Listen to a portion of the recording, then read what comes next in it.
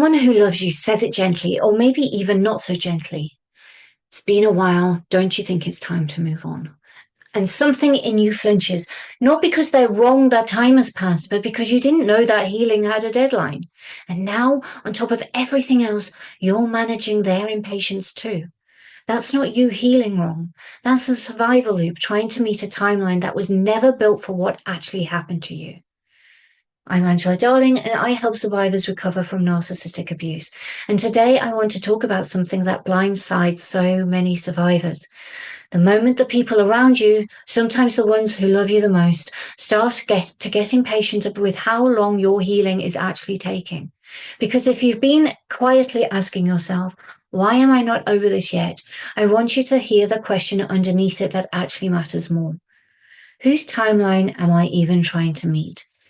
Here's what actually happened. The people around you watched a breakup, a divorce, or even a family estrangement. That's what it looked like from the outside. But you didn't survive a breakup. You survived months or even years of having your reality rewritten in real time, of being told what you saw wasn't what happened, of being punished for having needs and then punished for not having any. The people around you are not grading your recovery against a breakup timeline because a breakup is the only category they have for what you went through. Think about what that mismatch does. It's not just that their timeline is wrong for you, it's that every time they express impatience, it lands like the relationship did, like your experience is being minimized by someone deciding what you're allowed to still be feeling.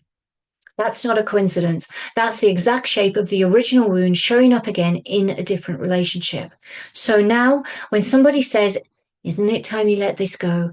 You don't just feel misunderstood, you feel unsafe, the same specific unsafe you felt when your reality got overruled before. Your body doesn't distinguish between the narcissist saying you're overreacting and a well-meaning friend saying you're dwelling on this. It registers as the same threat because structurally it is. That's why you might find yourself apologizing for still struggling or performing that you're basically fine around certain people, even when you're not. Not because you're dishonest, but because you learned in that relationship that the safest response to somebody's impatience with your feelings was to hide them. And here's the part that makes this so isolating. The people rushing you usually aren't trying to hurt you. They love you. And watching you struggle is hard for them too. Their impatience often comes from their own helplessness, not from judgment. But knowing that doesn't make it hurt any less when it happens. And it doesn't make their timeline any more accurate. This is where it gets even harder to untangle because you start doing their job for them. You start monitoring your own healing on their schedule instead of yours. And you might have caught yourself thinking, it's been a year. Why am I not past this yet? As if grief and your nervous system repair run on a calendar instead of on evidence, on safety, and on time. That's not a personal failing. That's you absorbing somebody else's discomfort and mistaking it for a fact about your progress. But here's what I really need you to hear because it's the whole point of this video. Nobody else's timeline is a measurement of your healing. Not your friends, not your families, not the version of you from 6 months ago who thought you'd be further along by now. Healing from narcissistic abuse isn't slow, it's precise. It takes exactly as long as it takes your nervous system to stop treating safety like a trap. That's the real reframe. The question was never, why is this taking so long? The question is, why did I expect a wound this deep to heal on somebody else's schedule? You wouldn't tell someone recovering from a broken leg that they're taking too long to walk normally. What happened to you broke something just as real. It just doesn't show up on an x-ray. And this shows up in ways that people rarely name out loud. For example, you'll go quiet in conversations about the relationship because you can feel someone getting tired of hearing about it. You'll stop bringing up how you're actually really doing and start giving the shortened, easier version instead. And you'll start to wonder if you're the problem, if you're the one who can't move on, instead of recognizing that you were the one who was actually there. And here's what almost nobody tells you. Impatience from other people isn't information about your healing. It's information about their capacity to sit with something that they can't fix. Some people can hold space for a long recovery. Some people can't. And they'll tell you that by rushing you, whether they mean to or not. That says something revealing about them. It says nothing revealing about you. So if you've ever felt like you're disappointing people by still healing, I need you to hear this. That's not a sign that you're behind. It's a sign that you're finally taking the time that is actually required instead of performing a recovery that you don't actually feel just to make somebody else comfortable again. For a long time, your timeline belonged to somebody else. What you were allowed to feel and for how long was decided for you.